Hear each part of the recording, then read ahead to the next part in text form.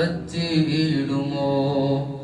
ആരും കേൾക്കാൻ കൊതിക്കും വചനം എന്നോട് കാതിൽ ചൊല്ലിടുമോ?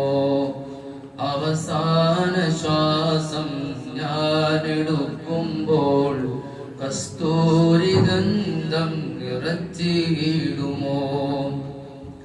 ആരും കേൾക്കാൻ കൊതിക്കും വചനം എന്നോട് കാതിൽ ചൊല്ലിടുമോ? അങ്ങല്ലാതാരാണ് എന്നിൽ തണലായാരാണ്? അങ്ങല്ലാതാരാണ് എന്നിൽ തണലായാരാണ്? റൂഹന്നിൽ പിരിയുന്ന നിമിഷം അരികിൽ വരാമോ ഇലാവേ? മൗത്തിന്നിൽ അണയുന്ന നേരം മുത്തം തരാമോ ഹബീബേ? അല്ലാഹു സുബ്ഹാനഹു വ തആല അതിനുള്ള ഭാഗ്യം നമുക്ക് എല്ലാവർക്കും അല്ലാഹു നൽകട്ടെ. പ്രിയമുള്ള മുഅ്മിനീങ്ങളെ, നാം പറഞ്ഞുകൊണ്ട് വന്നിരിക്കുന്ന വിഷയം ഖൽബുമായി ബന്ധപ്പെട്ടുകൊണ്ടാണ്. അല്ലാഹ് എല്ലാ കറ പിടിച്ചു പോയ ഹൃദയങ്ങൾ വരുമെന്ന് മുഹമ്മദ് റസൂലുള്ളാഹ്. എന്റെ ശേഷം ഒരു കാലഘട്ടം ഇവിടെ വരാനുണ്ട്.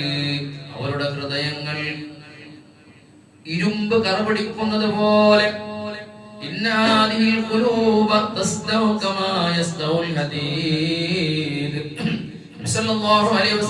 പറയാണ്, എന്റെ അവസാനത്തിലെ എന്റെ ഉമ്മത്തിന്റെ ഹൃദയം ഇരുമ്പ് കറപിടിക്കുന്നത് പോലെ അവരുടെ ഹൃദയങ്ങൾ കറുത്തുപോകും, കരപിളരുമെന്ന്, അവരുടെ ഹൃദയങ്ങൾ മലീമസമാകുമെന്ന് ഹബീബായ മുഹമ്മദുൽ മുസ്തഫ സല്ലല്ലാഹു അലൈഹി വസല്ലമ തങ്ങൾ പറയുകയാണ്. കറപിടിച്ചു പോകും അവരുടെ ഹൃദയം.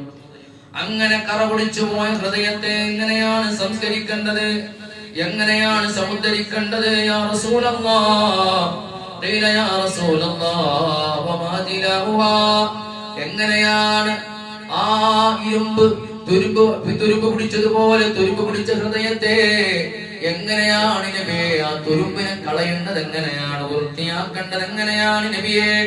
അപ്പോഴാണ് റസൂലുള്ളാഹി പറഞ്ഞത്, മരണത്തെ ധാരാളം ഓർക്കണേ സ്വഹാബാ, മരണം ധാരാളം ഓർക്കണം. എന്നിട്ടോ രണ്ടാമത് നാം പറഞ്ഞു, ഇന്നലെ പറഞ്ഞു, ഖൽബ് നന്നാവാൻ തിലാവത്തിൽ ഖുർആൻ പാരായണം ചെയ്യണം. ഖൽബ് നന്നാവാൻ, ആ കറുത്തുപോയ ഹൃദയത്തെ സമുദ്ധരിക്കാൻ എല്ലാത്തിനും പറ്റിയ മരുന്നാണ് വതിലാവത്തിൽ ഖുർആൻ. രണ്ട് കാര്യങ്ങൾ വളരെ വ്യക്തമാണ്. മരണത്തെ ധാരാളം ഓർത്തു കഴിഞ്ഞാൽ അൽഹംദുലില്ലാഹ്, പിന്നെ അവനിക്ക് തെറ്റ് ചെയ്യാൻ അവന്റെ ഖൽബിൽ തോന്നൂല.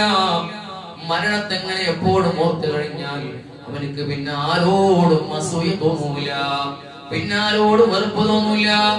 വലിയ സന്തോഷം അവനിക്ക് സന്തോഷിക്കാനുള്ള സാധ്യതയില്ല. കാരണം എല്ലാം ഒരൊറ്റ നേരം കൊണ്ട് അവസാനിക്കുമല്ലോ. മരണമെന്ന പ്രതിമാസം വന്നു കഴിഞ്ഞാൽ എല്ലാം ഇവിടെ അവസാനിക്കുമല്ലോ എന്നവനിക്ക് ബോധ്യമുണ്ട്. അതുകൊണ്ട് മരണത്തെ ഓർത്തു കഴിഞ്ഞാൽ അവന്റെ ഹൃദയങ്ങൾ നന്നാവാൻ അതൊരു കാരണമാകുമെന്ന് ഹബീബുൽ വറ മുഹമ്മദ് റസൂലുള്ളാഹ്. അതിനെ നന്നാക്കി എടുക്കാനാണ് ഖൽബിൽ അല്ലാഹ് എന്ന ദിക്ർ എപ്പോഴും, ഹൃദയത്തിൽ ഖൽബിൽ എപ്പോഴും അല്ലാഹ് ഉണ്ടായിരിക്കണം, അല്ലാഹ് ഉണ്ടാകണം. ഒരു മനുഷ്യന്റെ ജനനം മുതൽ മരണം വരെ, ജനിച്ചു കഴിഞ്ഞാൽ ഒരു കുഞ്ഞിന്റെ, ഞാൻ അവസാനിപ്പിക്കുകയാണ്, ഒരു കുഞ്ഞിന്റെ ചവിട്ടിലേക്ക് ആദ്യം കൊടുക്കുന്നത് അല്ലാഹു അക്ബർ. എവിടെയാണില്ലാത്തത്? ഏത് കുഞ്ഞ് പ്രസവിച്ചാലും ആ കുഞ്ഞിന്റെ വലത് ചെവി അല്ലാഹ്. അവസാനം ഈ ലോകത്തോട് വിട പറയുമ്പോഴോ ലാ ഇലാഹ ഇല്ലല്ലാഹ്. എന്താണ് ഈ പറഞ്ഞത്? ഒരു വാദ്യം കേൾക്കുന്ന വാക്യം അല്ലാഹു അക്ബർ, അവസാനം പിരിഞ്ഞു പോകുന്ന വാക്യം ലാ ഇലാഹ ഇല്ലല്ലാഹ്. അൽഹംദുലില്ലാഹ്. അതിനു വേണ്ടിയാണ് നമ്മൾ ജീവിക്കേണ്ടത്, അതിനുവേണ്ടിയാണ് ദുനിയാവിനെ ഉപയോഗപ്പെടുത്തേണ്ടത്. ആദ്യം വന്നപ്പോൾ അല്ലാഹ് കേട്ടു വലില്ലാഹി അക്ബർ, അല്ലാഹു വലിയവനാണ്.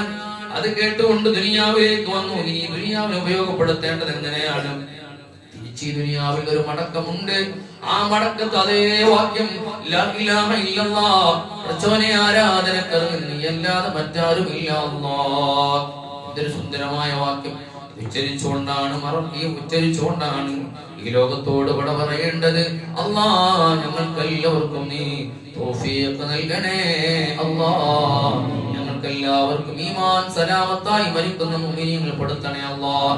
ഞങ്ങളുടെ നോമ്പ് തുറക്ക് വേണ്ടി സഹായിച്ചവർക്ക് നീ അർഹമായ പ്രതിഫലം നൽകണേ അല്ലാഹ്. ഞങ്ങളുടെ പള്ളിയുടെ ഓരത്ത് അന്തിയുറങ്ങുന്ന എല്ലാ ഖബറാളികൾക്കും മഗ്ഫിറത്ത് നൽകണേ അല്ലാഹ്. റഹ്മത്ത് നൽകണേ അല്ലാഹ്. നാളെ ഞങ്ങൾ മരിച്ചിട്ട് മാറി മണ്ണിന്റെ ഇരുട്ടറയിലേക്ക് ചെല്ലുമ്പോ അവിടെ ഞങ്ങൾക്ക് വേണ്ടി ഫാത്തിഹ ഓതാൻ, ഞങ്ങൾക്ക് വേണ്ടി യാസീൻ ഓതാൻ, ഞങ്ങൾക്ക് വേണ്ടി ദുആ ഇറക്കാനുള്ള സമുദായത്തെ മക്കളെ പാകപ്പെടുത്തി തരണേ അല്ലാഹ്. അതിനുള്ള തൗഫീഖ് നൽകണേ റബ്ബേ. ബിബറകതി സയ്യിദിനാ മുഹമ്മദിൻ സ്വല്ലല്ലാഹു അലൈഹി വസല്ലം. സംശയം തീർത്തരണം. ഇന്നലെ ഞങ്ങൾ ചോദിച്ച